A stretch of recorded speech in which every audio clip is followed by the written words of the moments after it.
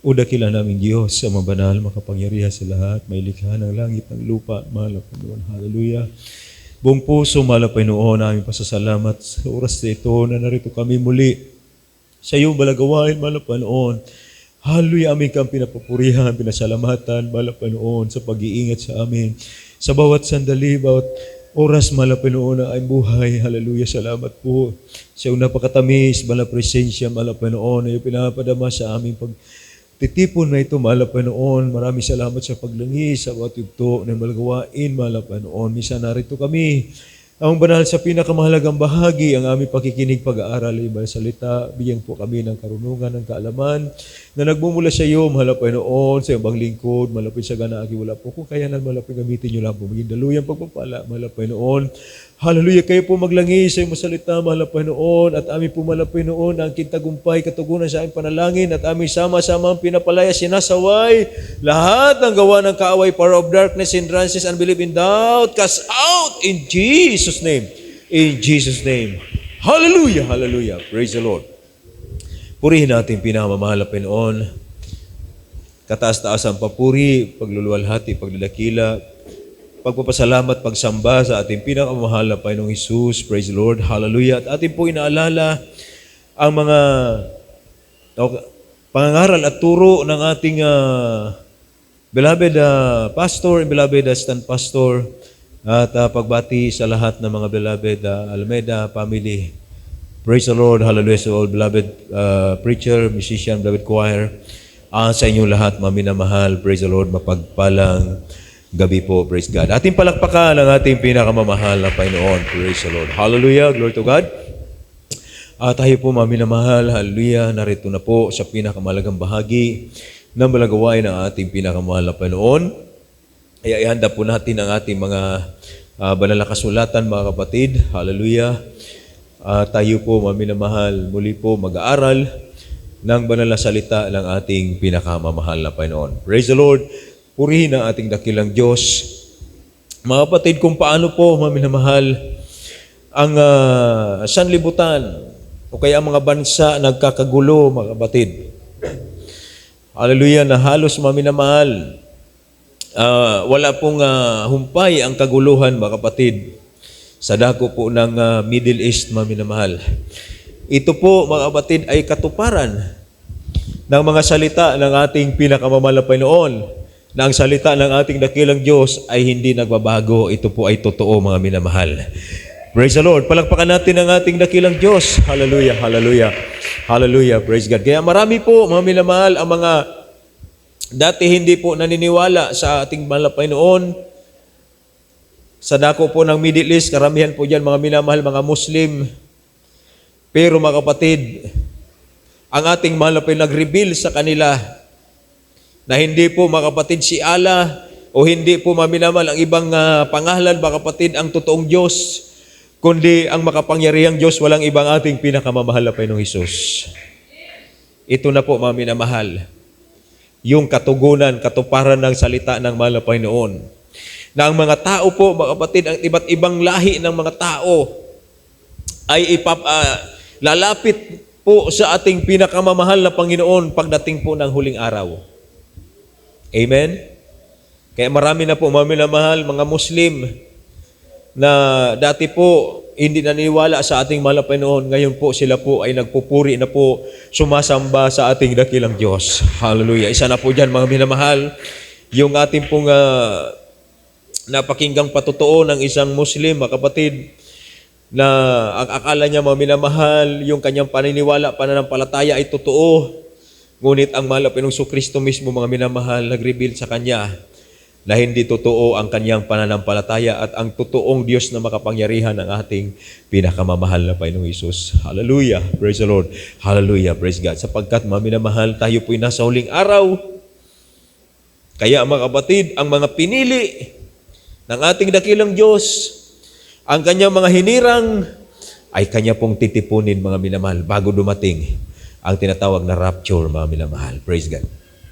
Tayo naman po, mga kapatid, kung paano po, mga minamahal, ang digmaan ng mga bansa.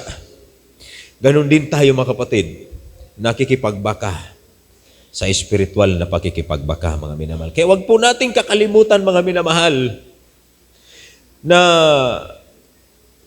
ang ating kaaway ay hindi po natin nakikita. Amen? Hindi natin nakikita, mga minamahal. Sila po ay mga bad spirit. Sila po, mga minamahal, ay mga masasamang espiritu na hindi natin nakikita. Na minsan ang akala natin, okay pa yung ginagawa natin, okay pa yung iniisip natin, okay pa yung nararamdaman natin, pero hindi natin alam, napapasok na pala tayo ng sinasabing wiles of the devils, yung mga lalang ng dyablo, mga minamahal. Kaya sabi po dito, mga kapatid, sa aklat ng Ephesians, basahin natin, mga minamahal, 6, simula tayo, mga kapatid, sa 10 hanggang 18. Ito po sa aklat ng mga taga-Epeso, Kapitulo 6, versikulo 10 hanggang 18. Nasabi, sa katapos-tapos ay magpakalakas kayo sa Panginoon at sa kapangyarihan ng kanyang kalakasan. Magbihis kayo ng buong kagayakan ng Diyos upang kayo'y magsitibay laban sa mga lalang ng dyablo, sapagkat ang ating pakikibaka ay hindi laban sa laman at dugo, kundi laban sa mga pamunuan, laban sa mga kapangyarihan, laban sa mga namamahala ng kadilimang ito sa sanglibutan, laban sa mga ukol sa espiritu ng kasamaan, sa mga dakong kaitaasan. 13. Dahil dito, magsikuha kayo ng buong kagayakan ng Diyos upang kayo'y mga tagal sa araw ng masama. At kung magawa ang lahat ay magsitibay. Magsitibay nga kayo na ang inyong mga baywang ay magbigkis ng katotohanan na may sakbat na baluti ng katwiran.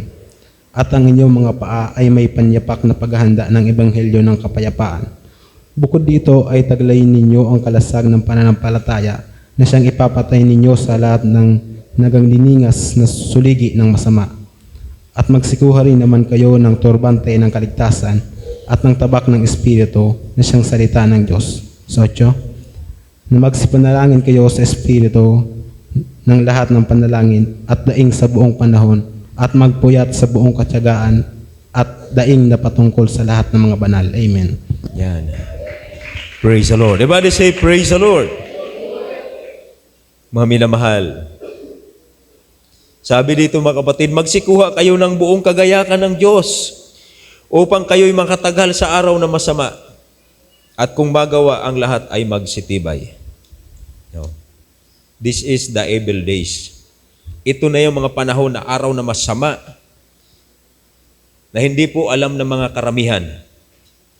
No? Nasabi, mga kapatid, magbihis kayo ng buong kagayakan ng Diyos sa verse 11 upang kayo'y magsitibay laban sa mga lalang ng dyablo. Amen. Kung ang malapay noon naglalang, ang dyablo din, mga kapatid, mayroong mga wiles of the devils na hindi po napapansin ng mga tao, lalo na po, mga minamahal, yung walang pagkakilala sa ating mahal na Panginoon. Hindi po ito napapansin. Yung wiles of the devils, akala ng mga tao, mga minamahal, tuwang-tuwa sila dahil nakakatulong. Napapagaan yung kanilang mga trabaho, yung kanilang negosyo, napapagaan.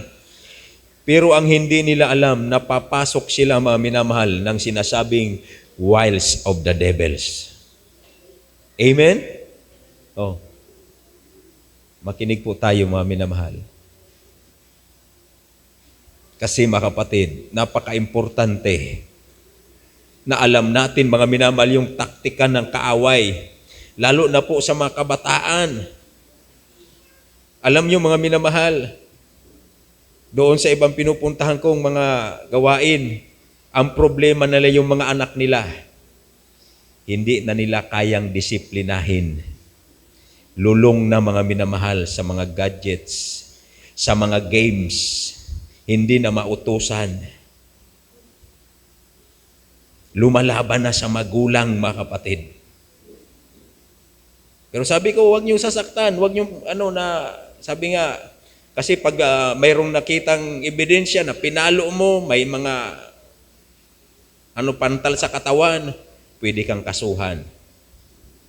Ano po ang gagawin natin bilang mga magulang? Tuturuan natin yung mga bata. Turuan natin na magkaroon ng takot sa Panginoon. Amen? Ah?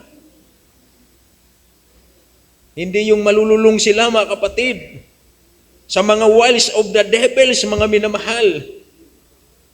Napakasama na, mga kapatid, ng ating panahon. Amen? Sabi nung anak, sinasaway yung anak. Sabi duman sa magurang, ikaman ngani. Kaya dahil na masaway si mga aki. Tang isisimbag kang mga aki, ikaman ngani. Nagsiselfon kaman ngani. Di ba? Dahil na masaway. Pero tandaan natin, yung wiles of the devils, yung lalang ng diablo, mga minamahal, pumapasok na po yan sa lahat. Pati na po sa isip, sa puso ng mga tao, pumapasok na po yung wiles of the devils. Tingnan niyo po yung politika ngayon. Sobrang napakagulo. Yung mga bansa nag-away-away, mga minamahal. Dahil yan po ilalang ng diablo, mga kapatid. Yung mga school na akala natin makakatulong sa mga kabataan, hindi natin alam, napapasok na po na mga turo na walang Diyos, turo sa mga tradisyon, mga minamahal, pagsamba sa mga larawang inanyuan. Lahat na ito, mga kapatid, no? Lalang lahat ng kadiliman, mga minamahal. Yung media, social media, yung pinapanood natin, mga minamahal, na mga pelikula, na mga drama, hindi natin alam. Lahat po yan pinapasukan ng wiles of the devils. Di ba? Pati yung simbahan, mga kapatid, yung mga church. Napakarami, mga minamahal, ang nangangaral. Pero mga kapatid, pansinin po natin. Ano po, mga minamahal, ang umiiral? Yung kayamanan. Gusto nilang yumaman. Gusto nilang sumikat. Yan po, mga minamahal, ang ambisyon ng kaaway. Kasikatan, kayamanan, kapangyarihan. Di ba? Kaya ngayon, mga kapatid, yan po ang nangyayari, mga minamahal, sa ating daigdig. Pasikatan sila, mga minamahal, pagalingan ng mga sandata. Pataasan, mga minamahal, ng mga pride, mga kapatid. Kaya kung hindi tayo maging matalino, mapapasok tayo ng tinatawag na wiles of the devils. Unti-unti, mga minamahal, lalo na po sa mga kabataan, unti-unti pong binubura ang pananampalataya sa ating mahal na Panginoon. Napapansin niyo ba, mga minamahal? Noong mga 1990s, ang mga kabataan, sobrang ang iinit sa mahal na Panginoon. Nag-umpisa pa lang ang gawain, mga kapatid, post-post na ang mga kabataan nung araw. Masigasig sila magpuri, mga minamahal, ang mga kabataan nung araw. Na-experience namin yan noon. Pero ngayon, pansinin ninyo, nagtatago pag nagpupuri, nagdudulag. Harabo na magpururi. Diba? Totoo yan, mga minamahal. Yung wiles of the devils, mga kapatid, iniinggan nyo ang mga tao. Okay nyo?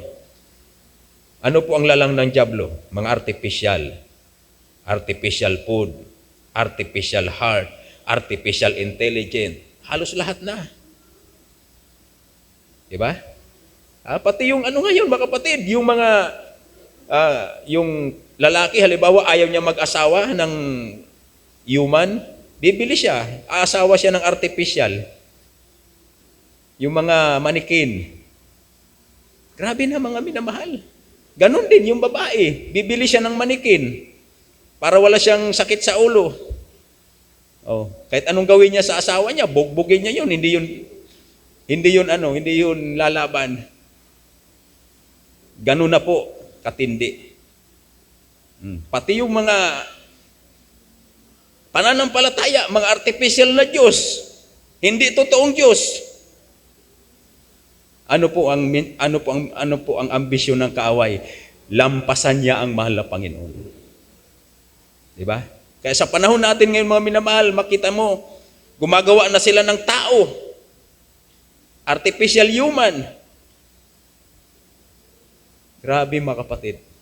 Ito na yung sinasabi mga minamahal, na ang panahon na ang mga tao magiging matitigas ang ulo, magiging masuwayin sa magulang, maging mga palabintangin, mga maibigin sa kanilang sarili, mga maibigin sa kalayawan, mga mapagtungayaw. Even the Christian, pansin ninyo mga minamahal, kahit Kristiyano na po, nakakilala na sa mahal na Panginoon. Ganon din nangyayari, tinutungayaw yung kanilang mga magulang. Di ba? Nakakalungkot. Pag pinagalitan mo, galit din sa iyo. Pag inutusan mo, ibabalik yung utos sa iyo. Ika na ngaya, may pigi po pangani nga ako. Di ba? Totoo ba ka mga minamahal? Pero yung mga mababait na mga bata, yung mga sunurin sa magulang, mga minamahal, pag sinabi ng magulang, ganito ang gawin mo, tulungan mo ako, ito ang gawin mo, pag sumusunod yan, mga minamahal, ibig sabihin, nakakakilala yan sa Panginoon.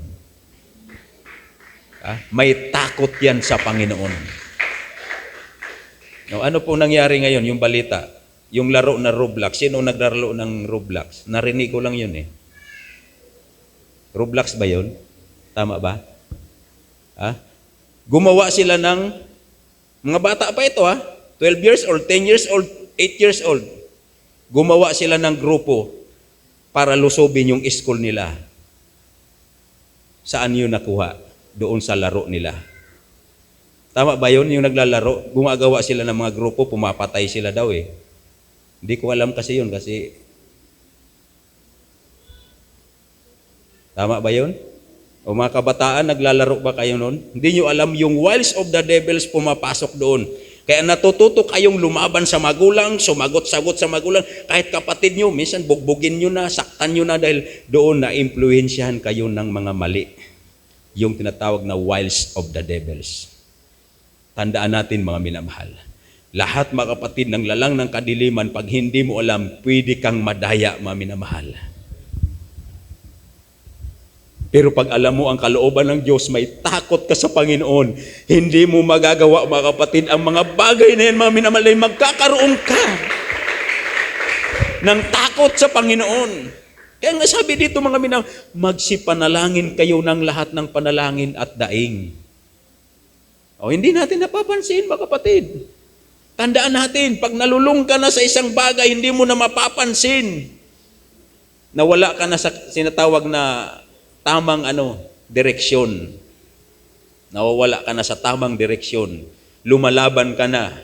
Kahit sa mga nagtutuwid sa iyo, sa mga preacher, sa mga worker, minsan lumalaban ka na. Dahil ayaw mong masawata yung ginagawa mo na yun, wiles of the devils. Lalang ng kadiliman. Hindi ka na nagiging masunurin, hindi ka na nagiging masigasig sa gawain ng Panginoon. Parang ayaw mo nang gumampan mga minamahal dahil natatalo ka na ng tinatawag na wiles of the devils. Amen? Praise the Lord. Tandaan natin mga kapatid, even sabi ng Bible, even the very elect, ililigaw mga minamahal, kahit yung mga hirang, kung maaari, sabi doon, iligaw pa ni Satanas mga kapatid. Dahil sa pagsagana ng katampalasanan, ang pag-ibig ng marami lalamig. Kita ba natin? Yung sinasabi ng Bible, ng pag-ibig ng marami lalamig. Ang sabi ng isang kapatiran, kampante na siya, nakakadalo siya, pero hindi niya na naramdaman ang presensya. Hanggang sa isang araw, mga minamahal, pinaalalahanan siya ng mahal na Panginoon. Nangusap sa kanya ang mahal na Panginoon, anak, kahit nandiyan ka, dumadalo ka, pero malayo na ang puso mo sa akin. Hindi niya mga minamahal hinahanap yung ating lamang presensya, kundi ang hinahanap niyang mahal na Panginoon, yung pag-ibig natin sa ating mahal na Panginoon.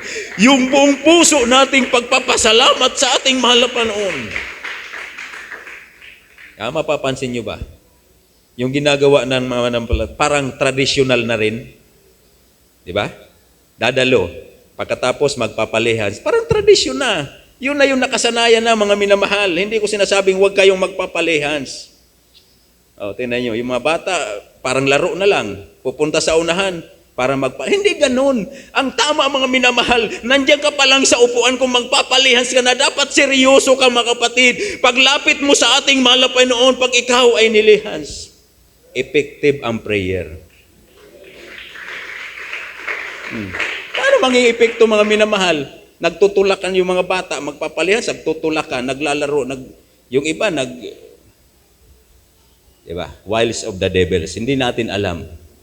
Parang ginagawa na lang natin na laro yung mga bagay na spiritual. Huwag natin gawin yun, mga kapatid. Amen? Yung mga bata, maminamal, nagpupuri, nandun sa labas, naglalaro, nagbabahay-bahayan. I'm sorry, maminamahal. Pero bakit? Kailangan natin itong gawin. Dahil pinapasok tayo ng wiles of the devils. Amen. Nung araw, mga kapatid, lahat ng mga bata, mga children's choirs, napakaseryoso nila. Pag nagpuri, napupuspos na sila ng Holy Spirit. Pati yung mga magulang, mga minamahal, nadadamay rin, napupuspos din sila. Kasi yung mga anak nila, pag nakita nila nagpupuri, umiiyak, lumuluha, mga minamahal, damang-dama rin nila ang presensya ng mahal na Panginoon. Pero kung pasaway, kita mo maglakad-lakad, magtakbuhan dyan, maglaro dyan. Minsan iba nagbabatuhan, nag-aaway. Imbis presensya maramdaman mo. Probok ka na, mga minamahal. Hindi mo na maramdaman yung presensya ng mahal na Panginoon.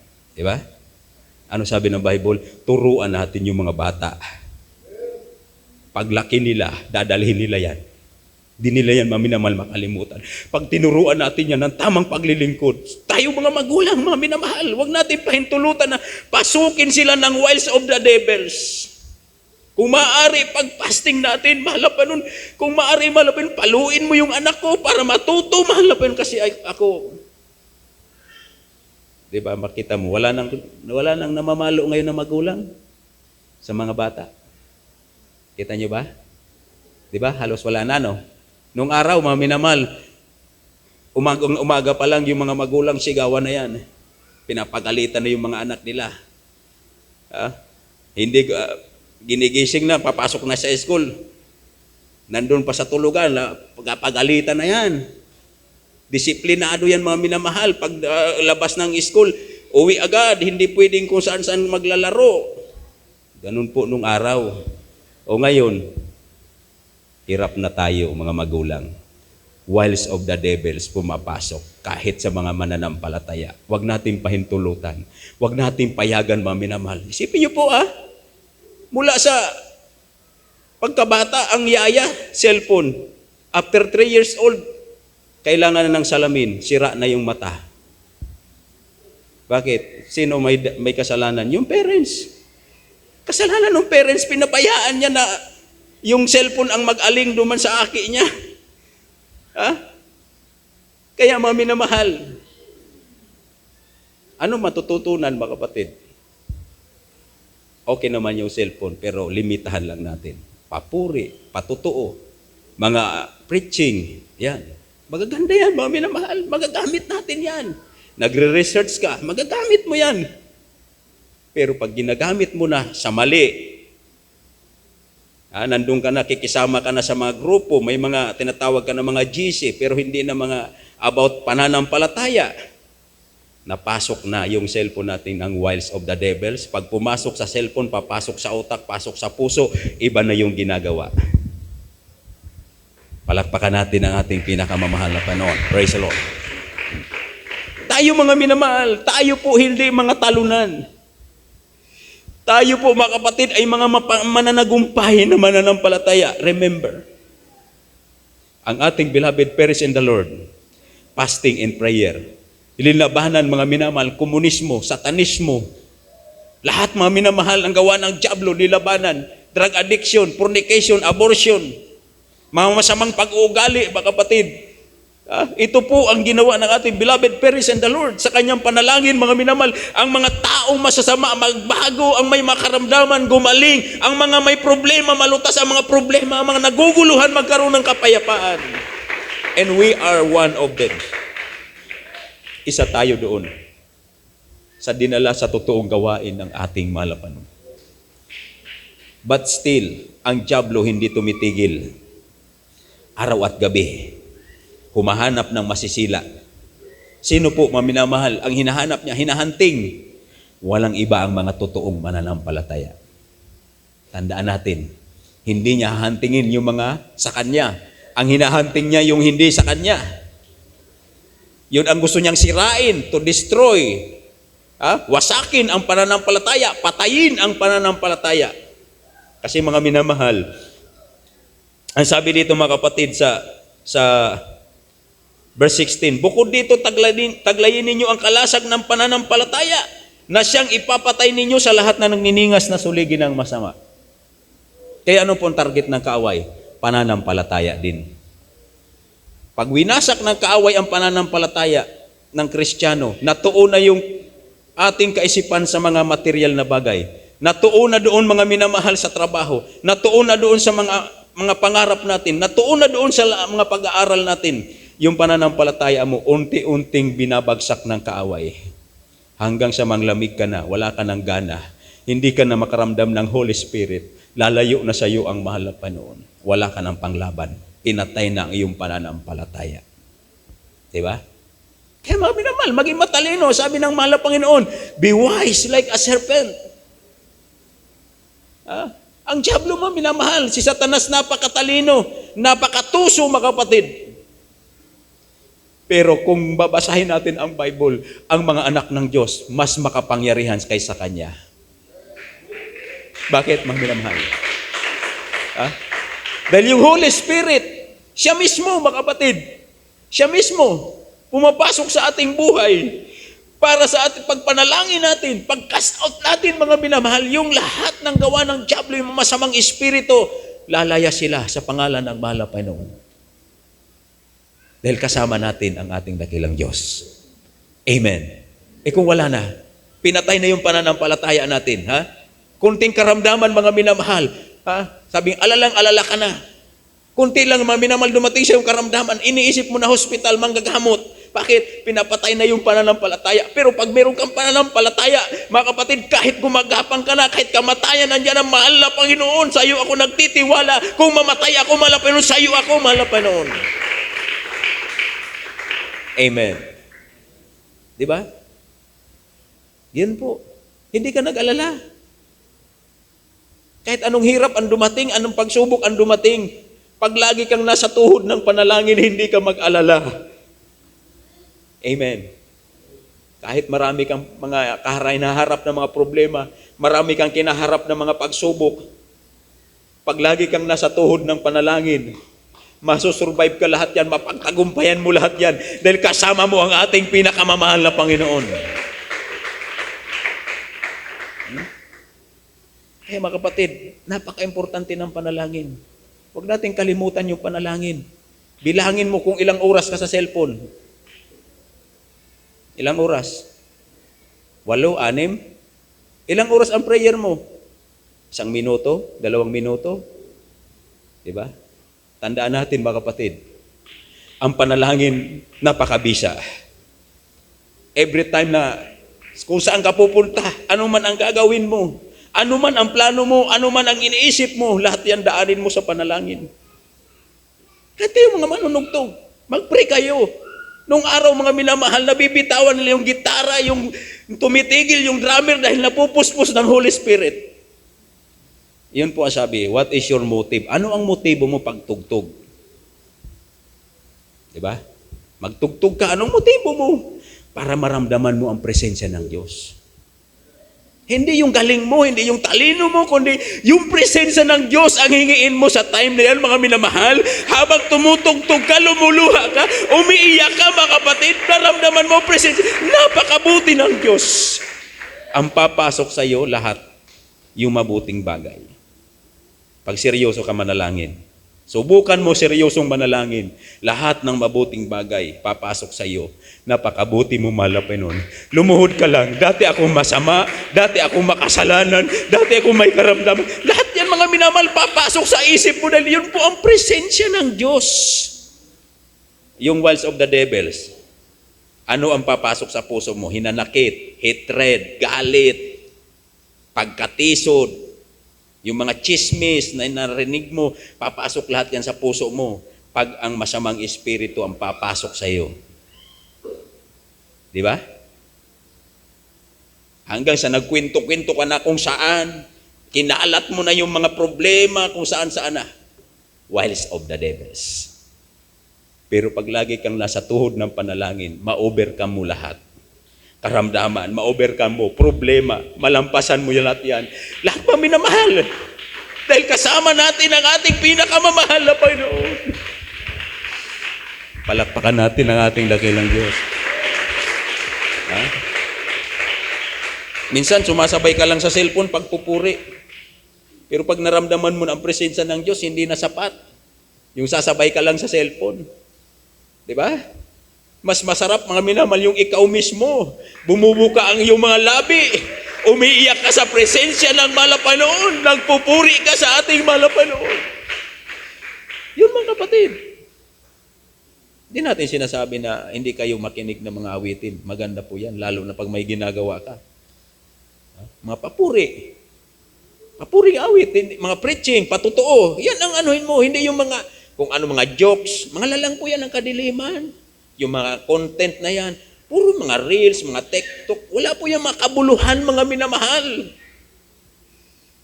Huwag tayong mahumaling dyan. Lahat po yan, wiles of the devils.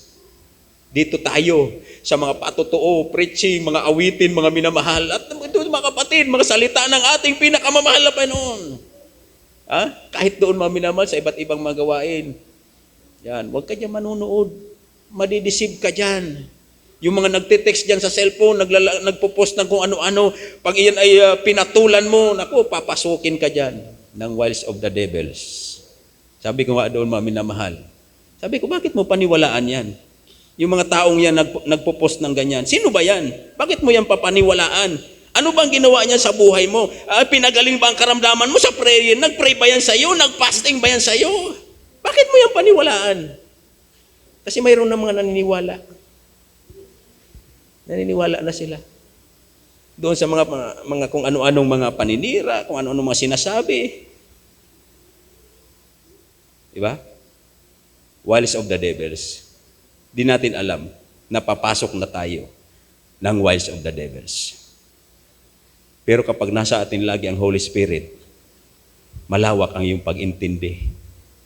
Mahaba ang iyong pasensya, mapagpigil.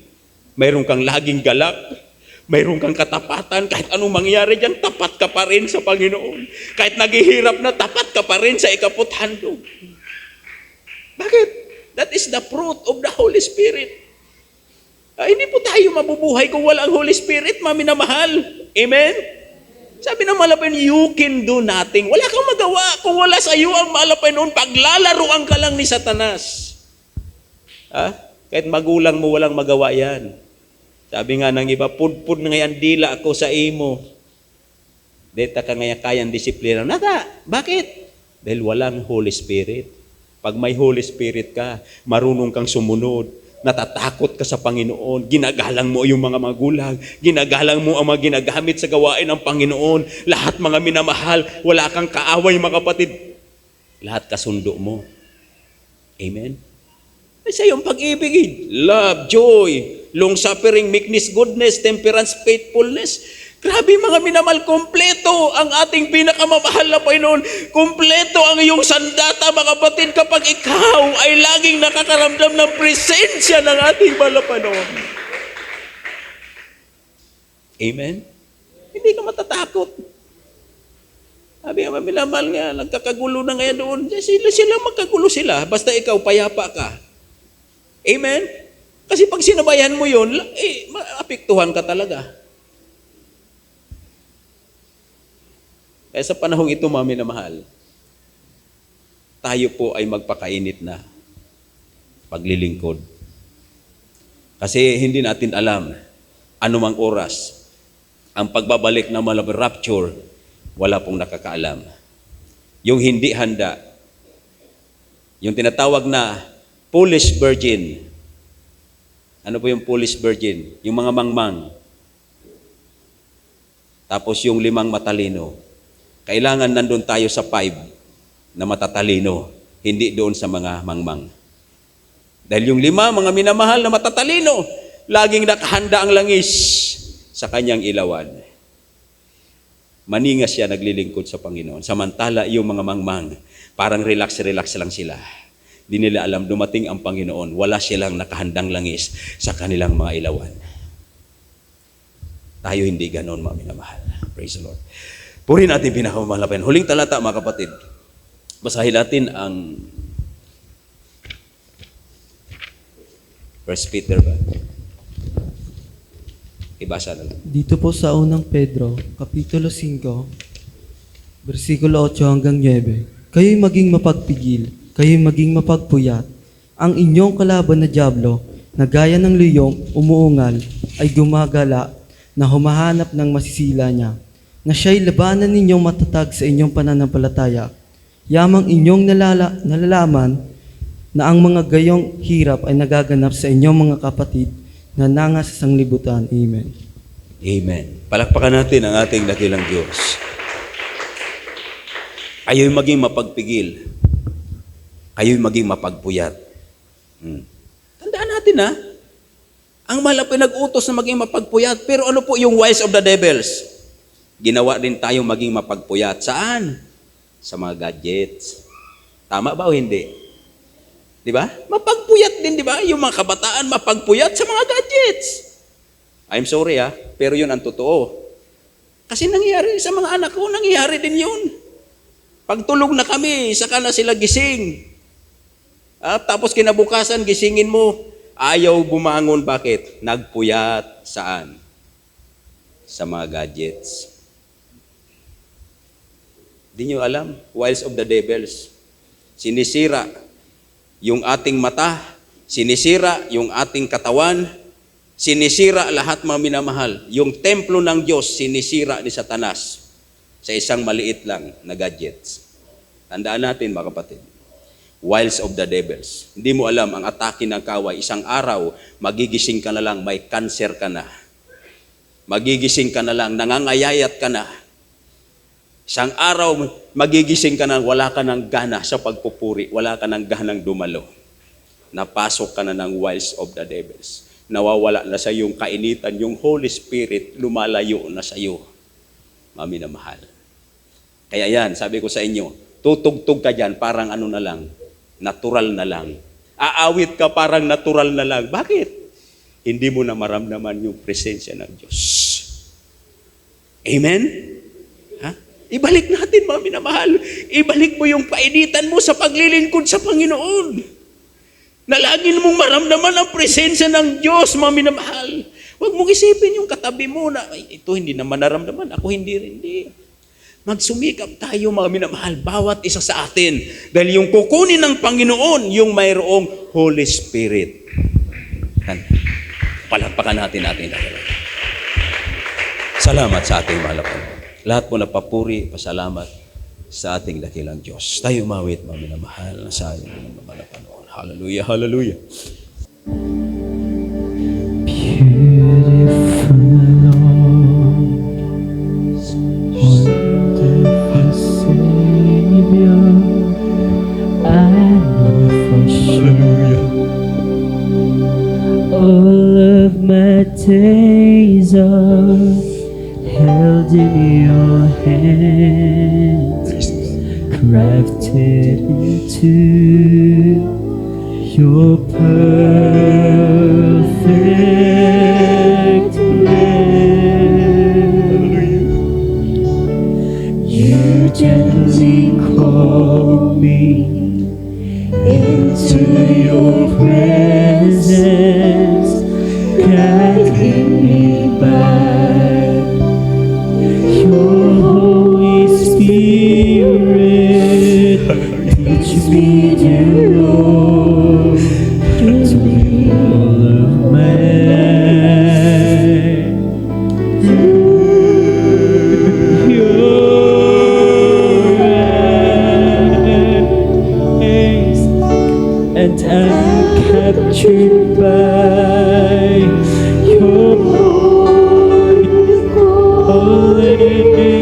set me apart.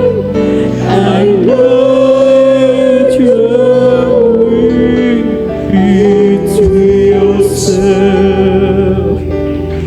Lead me, Lord, I pray. Take me, hold me, use me, fill me. I give my life to the potter's hand.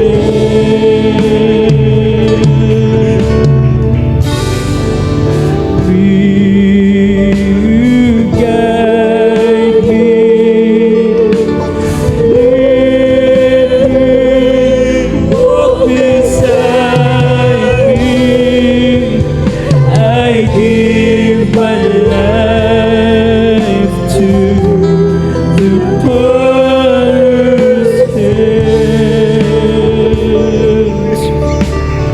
Beautiful Lord, wonderful Savior, and all of my days are held in your hands, crafted into your perfect plan. You gently call me into your presence, guide me by your Holy Spirit. Teach me, dear Lord, to live my life through Lord. I'm captured by your holy calling. Set me apart. I know you're drawing me to yourself. Lead me, Lord, I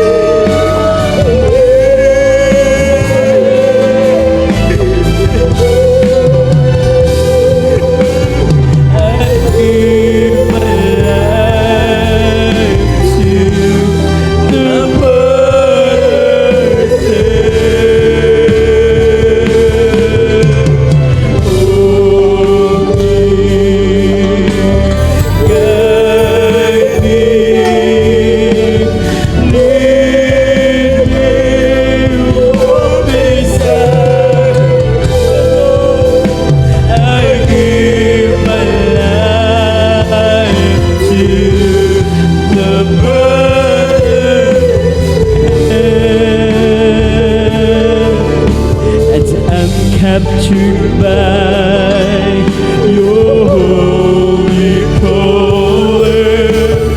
Set me apart. I know you're drawing me to yourself. Lead me, Lord, I pray. Oh, take me, mold me,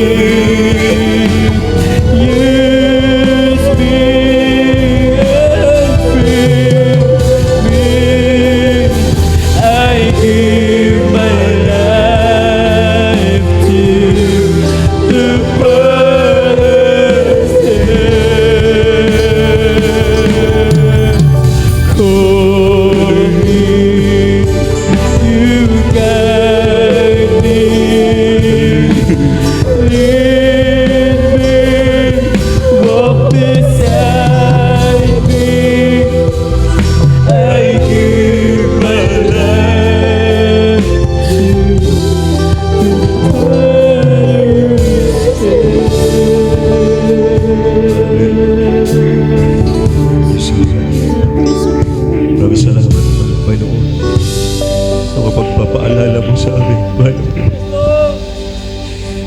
Hallelujah. Salamat, mahal na Panginoon, sa mga turo, pangaral ng aming magulang sa iyo, mahal na Panginoon. Salamat, mahal na Panginoon, sa mga tao, mahal na Panginoon. Inagamit mo, mahal na Panginoon, sa aming mga magulang na nagpapaalala sa amin, mahal na Panginoon. Hallelujah. Maraming salamat, mahal na Panginoon. Hallelujah. Sa katuparan ng iyong masalita, mahal na Panginoon. Hallelujah. Mabanal. Sana kami lumalapit sa iyo, mahal na Panginoon. Panghawakan mo kami. Lalo na po mga kabataan, mahal na Panginoon, na tinatarget ng kaaway, mahal na Panginoon, upang iligaw, mahal na Panginoon. Huwag niyo po pa itulot, mahal na Panginoon, na sila'y maagaw ng kaaway, mahal na Panginoon. Hallelujah. Bigyan mo po, mahal na Panginoon, ng pagkatakot sa iyo, mahal na Panginoon, pagsunod sa mga magulang, mahal na Panginoon. Hallelujah. Alisin niyo po, mahal na Panginoon, paghina, paglupay-pay, mapaglalamig, mahal na Panginoon. Bigyan mo kami, mahal na Panginoon, ng kainitan sa paglilikod. Mahal na Panginoon, balik niyo po ang unang pag-ibig na amin naramdaman magmanal. Hallelujah, hallelujah, hallelujah. Pahawakan mo kami lang. Napakalapit na, mahal na Panginoon, yung pagbabalik. Mahal na Panginoon, wala sa amin kahit isa man na maiwan, mahal na Panginoon. Lahat na Panginoon, kunin mo kami, mahal na Panginoon, sa pagbabalik. Kung pa hindi namin maranasan ang sobrang kahirapan, mahal na Panginoon. Hallelujah, dito sa sanlibutan. Hallelujah, gabayan niyo po, mahal na Panginoon, bawat malampalataya. Mga kapatid namin nasa ibayong dagat, mahal na Panginoon, sa Middle East, mahal na Panginoon, nasa gitna ng makaguluhan, sila pag-ingatan. Mga sipirin, mahal na Panginoon, hallelujah, sila pag-ingatan, mahal na Panginoon, hallelujah, at mga kapatiran. Hallelujah, hallelujah, sa aming mga gulang sa iyo, mahal na Panginoon, namin children, the whole Almena family, sa lahat ng namin workers, mga kapatiran, mahal na Panginoon, hallelujah, gabay ko paghawakan sa mga pangyarihang pangalan mo, mahal na Panginoon, Jesus, in Jesus' name. Hallelujah, hallelujah. At aming sama-sama pinapalayas.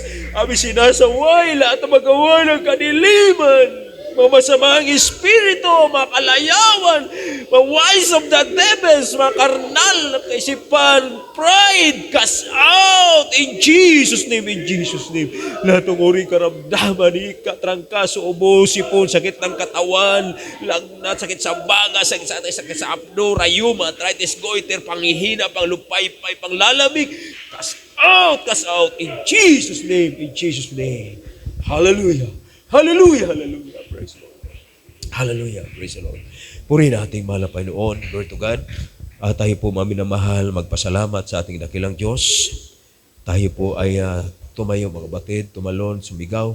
Hallelujah, praise the Lord. 3 beses maminamahal, sabay-sabay tayo. Hallelujah, praise the Lord. Hallelujah, praise the Lord. Hallelujah, praise the Lord, glory to God. Purihin nating mahal na Panginoon. Hallelujah, lahat po nagpapuri, pasalamat sa ating dakilang Diyos.